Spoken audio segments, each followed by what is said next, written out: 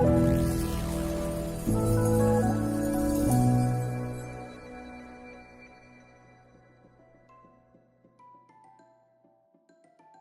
would never go to war against people who were already in your living room or where you had been in their living room. You would not be able to fight against them in a war. The work of NGOs on peace is not only directed at the questions of arms and disarmament, even though this makes up an important focus of their engagement in the NGO Committee on Peace, Vienna. Peace movements and organizations work mostly inside their societies with a vision of positive peace, which is a much broader concept than the mere negation of war. It includes justice, reconciliation, human rights, development, and sustainability, or in other words, the Sustainable Development Goals of the Agenda 2030. When we think of working on peace and conflict, we can discern three main peace strategies, which originated from the peace and conflict researcher Johan Galtung in his famous ABC triangle. In the 1990s, Secretary General Boutros Ghali included it in his agenda for peace. These strategies describe the means necessary to achieve peace. These strategies are not limited to the actions of states or military, but are comprised mainly of civilian means for dealing with conflicts. The first strategy is peacemaking. It includes negotiation, mediation, and, for instance, results in ceasefire agreements. So the content of a conflict, like the access to natural resources or the possession and distribution of land, is at the center of peacemaking. Peacebuilding, the second peace strategy, deals with the attitudes of a conflict party as well as the ways to prevent violence before and during conflicts. Moreover, it explores reasons and consequences of war. Some examples of these consequences are the return and resettlement of refugees, processes related to reconciliation, and trust building for nonviolent conflict transformation. Peacebuilding lays the foundations for keeping a just and sustainable peace. Peacebuilding instruments may be summarized as tools for building a culture of peace, as declared in various documents of UNESCO and promoted during the UN International Decade for a Culture of Peace and Nonviolence from 2001 to 2010. Education, especially in regard to gender and equal opportunities for women and girls to access formal and informal education, plays a key role in realizing a culture of peace. This was reinforced by the UN Security Council Resolution 1325 and subsequent resolutions on women, peace, and security. Graduate Women International, GWI, is an international NGO founded in 1919 as International Federation of University Women, representing women graduates from over 60 countries worldwide. GWI sees safe access and the completion of quality secondary education as a critical means to provide girls and women with the tools and skills necessary to progress higher in education, work and society, and to contribute to the world's peace-building efforts. Educating girls boosts confidence and hope, promotes independent thinking, builds communication and negotiation skills, reduces support of terrorism and militancy, encourages political involvement, and cultivates respect, all of which positively influence the peace-building process. GWI works in partnership with national members to implement locally driven projects that can create positive change for girls' education.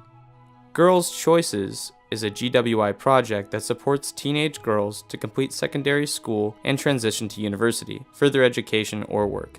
When you look in the present life, gender is something that has been such a big bother to the girls, especially girls, because we find ourselves not having the dreams that we're supposed to have as ladies because we lack empowerment. I'd like to urge the people out there to empower women because everybody has their own capabilities and everybody can take life to the next level in their own way. The empowerment of women and girls through education fosters increased awareness of international humanitarian crisis and allows to positively impact peace and stability. GWI actively contributes to the 2030 Agenda by advocating globally for the implementation of the SDG 4, making inputs at the local governments, the United Nations, the Human Rights Council, and international fora such as the Committee on the Status of Women. GWI appeals to the Council to encourage member states to provide formal and informal learning opportunities for all girls, including those with disability, in indigenous communities, refugees, and those whose lives have been disrupted by natural disasters and war. University Women Helping Afghan Women includes advocacy and public awareness initiatives, as well as fundraising for scholarships. Empowering women and girls through education is crucial for sustainable development and peace. Building relationships with people from different countries, cultural backgrounds, and ways of life is also an important part of peacebuilding and peace education. Living in host families for some days or visiting people while traveling contributes to peace on a very basic interpersonal level. I'm a member of Servas International, Servas Austria, the Austrian branch of Servas International. And it's quite an old organization. It was founded right after the Second World War under the name of Peacebuilders, because it wanted to promote peace on a personal level, or peace and understanding through goodwill and through openness and tolerance vis-à-vis people you don't know. Servas is a net. Members, individual members, family members, households in 155 countries. We have got hosts and we've got travelers. At the time the organization was founded, the idea was that by having as many people as possible contribute to this openness and understanding and willingness to encounter people from no matter where would in itself be a contribution to world peace. And what is also very important is that those young people learn responsibility and awareness for each other, so they are involved in organizing events, discussions, with the local people, raising awareness about solidarity, about human rights, about the environment, about social problems. And sometimes our members even take quite high risks to get involved in this organization. A third strategy for peace is called peacekeeping, which tries to prevent or stop violent behavior. It includes interpositioning, keeping fighting groups apart, and creating peace zones or peace communities where no weapons are allowed. Furthermore, peacekeeping can be accompanying people or organizations under the threat of being attacked by armed groups. Several UN resolutions on protection of civilians have been adopted since 1999. Many of them have been connected specifically to UN peacekeeping operations that utilize the military and the police.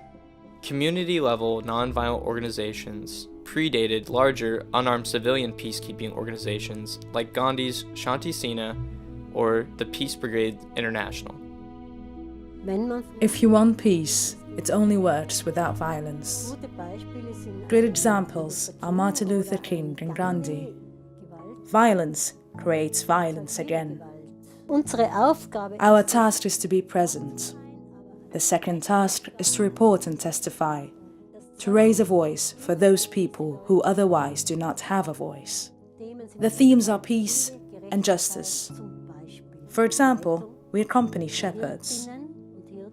We have a camera, and if something happens, we can record that.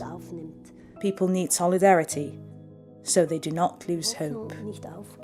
What IFOR has done all through its existence, more or less, is training people from the base of society in dealing with conflicts non-violently and in direct non-violent action to change situations of violence and of injustice. During the late 1990s, paramilitary groups were very active in Urabá region, which is in the north of Colombia, and several communities, mainly small-scale farmers in the areas, then kind of opted out of violence and decided to create their peace communities. Protective accompaniment is often referred to an international non-violent intervention, to protect without arms local human rights organizations, communities, or individual human rights defenders. These are just a few examples of peace work by civil society actors. By using the strategies of peacemaking, peacebuilding, and peacekeeping, they contribute to peace and justice in conflict areas. The NGO Committee on Peace tries to make the experiences of its member organizations known better, as they contribute to save succeeding generations from the scourge of war.